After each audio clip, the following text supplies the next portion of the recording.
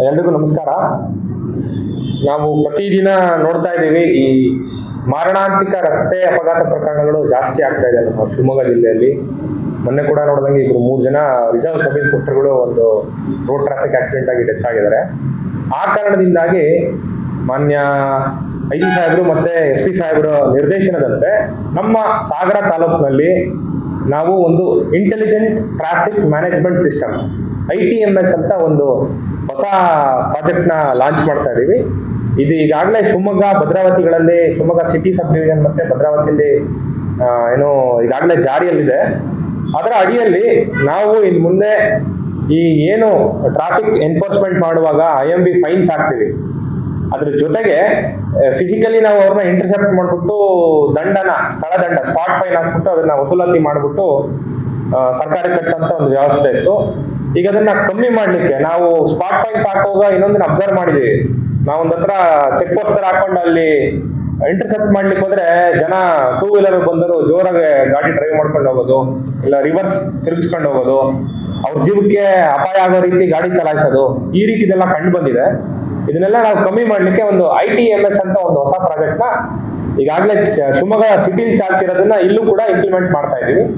ಇದರ ಅಡಿಯಲ್ಲಿ ನಮ್ಮ ಪೊಲೀಸ್ ಸಿಬ್ಬಂದಿಗಳು ಯಾರಾದ್ರೂ ಟ್ರಾಫಿಕ್ ವಯೋಲೇಷನ್ ಮಾಡ್ತಾ ಇದ್ರೆ, ಅದು ವಿದೌಟ್ ಹೆಲ್ಮೆಟ್ ಇರ್ಬೋದು ಅಥವಾ ವಿದೌಟ್ ಸೀಟ್ ಬೆಲ್ಟ್ ಇರ್ಬೋದು, ಟ್ರಿಪಲ್ ರೈಡಿಂಗ್ ಇರ್ಬೋದು, ಯಾವುದೇ ರೀತಿಯಾದಂತ ವಿಸಿಬಲ್ ಟ್ರಾಫಿಕ್ ಅಫೆನ್ಸಸ್ ವಯೋಲೇಷನ್ಸ್ ಏನಿರುತ್ತೆ ಅದನ್ನ ತಮ್ಮ ಮೊಬೈಲ್ ನಲ್ಲಿ ಚಿತ್ರನ ಸೆರೆ ಹಿಡಿಯೋ ಮೂಲಕ ITMS ಪೋರ್ಟಲ್ ನಲ್ಲಿ ಅಪ್ಲೋಡ್ ಮಾಡ್ತಾರೆ.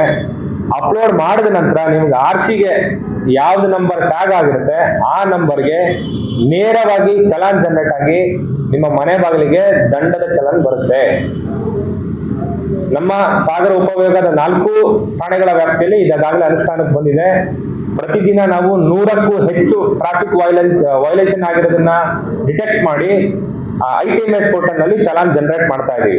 ಮತ್ತದು ಇಲ್ಲೇ ಬಹುಮಾನ ಅನ್ನಂಗೆ ನೀವು ವಯೋಲೇಷನ್ ಮಾಡಿದಿರಿ, ನಮ್ಮ ಹತ್ರ ಸಿಗಾಕೊಂಡ್ರಿ ಅಂತಂದ್ರೆ ಚಲಾನ್ ಜನರೇಟ್ ಆದ ತಕ್ಷಣ ಇಮಿಡಿಯೇಟ್ಲಿ ನಿಮ್ಮ ಮೊಬೈಲ್ ನಂಬರ್ಗೆ ಅದು ಮೆಸೇಜ್ ಬರ್ತಾ ಇದೆ. ಅವ ರೀತಿ ಚಲಾನ್ ಜನರೇಟ್ ಆದ್ಮೇಲೆ ನೀವುಗಳು ನಿಮ್ಮ ಮೊಬೈಲ್ ಬಂದಂತ ಲಿಂಕ್ ಅಲ್ಲಿ ಪೇ ಮಾಡುವುದು, ಇಲ್ಲ ಪೊಲೀಸ್ ಸ್ಟೇಷನ್ಗೆ ಬಂದ್ಬಿಟ್ಟು ನೀವು ಆ ದಂಡನ ಪಾವತಿಸಬಹುದಾಗಿದೆ. ಮತ್ತೊಂದು ಪೊಲೀಸರು ದಂಡ ಹಾಕ್ತಾರೆ ಬಿಡಿ ಅಂತ ನೀವೇನಾದ್ರೂ ನೆಗ್ಲೆಕ್ಟ್ ಮಾಡಿದ್ರೆ ನಿಮ್ಮ RCನ ನಿಮ್ಮ ವೆಹಿಕಲ್ ಯಾರಿಗಾದ್ರೂ ಮಾರಿ ಅದನ್ನ RC ಬದಲಾವಣೆ ಮಾಡುವ ಸಮಯದಲ್ಲಿ ಕಡ್ಡಾಯವಾಗಿ ಏನ್ ಔಟ್ಸ್ಟ್ಯಾಂಡಿಂಗ್ ಟ್ರಾಫಿಕ್ ಫೈನ್ಸ್ ಇದೆ ಅದೆಲ್ಲದನ್ನು ಪೇ ಮಾಡಲೇಬೇಕಾಗುತ್ತೆ, ಇಲ್ಲ ಅಂದ್ರೆ ನಿಮ್ಮ RC ಟ್ರಾನ್ಸ್ಫರ್ ಆಗೋದಿಲ್ಲ. ಆ ಕಾರಣದಿಂದ ಮತ್ತೊಮ್ಮೆ ಸಾಗರ ಉಪವಿಭಾಗ ಪೊಲೀಸ್ ವತಿಯಿಂದ ತಮ್ಮೆಲ್ಲರಲ್ಲೂ ಕಳಕಳಿಯ ಮನವಿ, ಯಾರು ಕೂಡ ಟ್ರಾಫಿಕ್ ಅಫೆನ್ಸಸ್ ಮಾಡಬೇಡಿ. ಒಂದು ಹೆಲ್ಮೆಟ್ ಒಂದು ಜೀವನ ಉಳಿಸ್ಲಿಕ್ಕೆ ಸಾಧ್ಯ ಆಗುತ್ತೆ, ಅರ್ಥ ಆಯ್ತಾ? ನಾವು ಪ್ರತಿದಿನ ನೋಡ್ತಾ ಇದೀವಿ ಎಷ್ಟೊಂದು ಫೇಟಲ್ ನಾನ್ ಫೇಟಲ್ RTS ಆಗ್ತಾ ಇದೆ. ಆ ಕಾರಣಕ್ಕೆ ನೀವುಗಳು ಜಾಗೃತರಾಗಿರಿ, ಹೆಲ್ಮೆಟ್ ಉಪಯೋಗಿಸಿ, ಸೀಟ್ ಬೆಲ್ಟ್ ನ ವೇರ್ ಮಾಡಿ, ಅದನ್ನ ನಮ್ಮ ಎಲ್ಲ ಅವೇರ್ನೆಸ್ ವಿಡಿಯೋಸ್ ನ ನೋಡಿದ್ಮೇಲೆ, ನಮ್ಮ ಮಾಹಿತಿ ಅಭಿಯಾನ ನಡೆಸಿದ ನಂತರನೂ ತಾವುಗಳು ವಯೋಲೇಷನ್ಸ್ ಮಾಡ್ತೀರಿ ಅಂದ್ರೆ ಬರುವಂತ ದಿನಗಳಲ್ಲಿ ನಾವುಗಳು ITMS ಉಪಯೋಗಿಸ್ಕೊಂಡು ತಾವು ಯಾವ್ದಾದ್ರು ಟ್ರಾಫಿಕ್ ವಯೋಲೇಷನ್ ಮಾಡ್ತಿದ್ವಿ ಆ ಎಲ್ಲ ವೆಹಿಕಲ್ಸ್ ಮೇಲೆ ಚಲಾನ್ ಜನರೇಟ್ ಮಾಡ್ತಾ ಇದ್ವಿ. ಪೋಷಕರಲ್ಲಿ ಎಲ್ರಿಗೂ ಹೇಳೋದು, ಈಗ ಅಪ್ರಾಪ್ತ ಮಕ್ಕಳು ಅಂತಂದ್ರೆ ಅವರಿಗೆ DL ಸಿಗೋದಿಲ್ಲ. ನಾವು ವಯಸ್ಕರಾಗಿದ್ದು DL ಇಲ್ಲದೆ ಗಾಡಿ ಚಲಾಯಿಸೋದು that itself is an offence. ನಾನು ಈ ಹಿಂದೆ ಕೊಡಗಿನಲ್ಲಿ ಕರ್ತವ್ಯ ನಿರ್ವಹಿಸ್ತಾ ಇದ್ದಾಗ ಒಬ್ಬ ಅಪ್ರಾಪ್ತ ಮಗುಗೆ ಒಬ್ಬ ತಂದೆ ವೆಹಿಕಲ್ ಕೊಟ್ಟಿದ್ದ ಅಂತ ಹೇಳ್ಬಿಟ್ಟು ಒಬ್ರು ಜಡ್ಜು ಮಗುನ್ ಬಿಟ್ಬಿಟ್ಟು ತಂದೆನ ಜೈಲಿಗೆ ಕಳಿಸಿದ್ರು.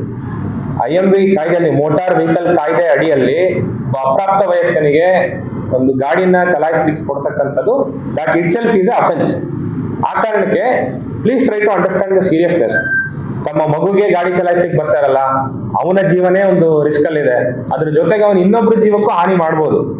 ಆ ಕಾರಣಕ್ಕೆ ಅಪ್ರಾಪ್ತ ವಯಸ್ಕರಿಗೆ ಯಾವ ಕಾರಣಕ್ಕೂ ತಾವುಗಳು ಅಡಲ್ಟ್ಸ್ ಏನಿದ್ರಿ ಮನೆಯಲ್ಲಿ ತಂದೆ ತಾಯಿಗಳು ಯಾವ ಕಾರಣಕ್ಕೂ ವೆಹಿಕಲ್ಸ್ ಕೊಡ್ಬೇಡಿ. ಆ ರೀತಿ ನಮ್ ಗಮನಕ್ಕೆ ಬಂತು ಅಂತಂದ್ರೆ ನಾವು ಕಡ್ಡಾಯವಾಗಿ ನ್ಯಾಯಾಲಯದ ಗಮನಕ್ಕೆ ತಂದ್ಬಿಟ್ಟು ಯಾರು ವಯಸ್ಕರಿದ್ದಾರೆ ತಂದೆ ತಾಯಿದ್ದಾರೆ ಅವ್ರ ಮೇಲೆ ಚಾರ್ಜ್ ಶೀಟ್ ನ ಸಲ್ಲಿಸಕ್ಕಂತ ಕ್ರಮನ ಕೈಗೊಳ್ತೀವಿ.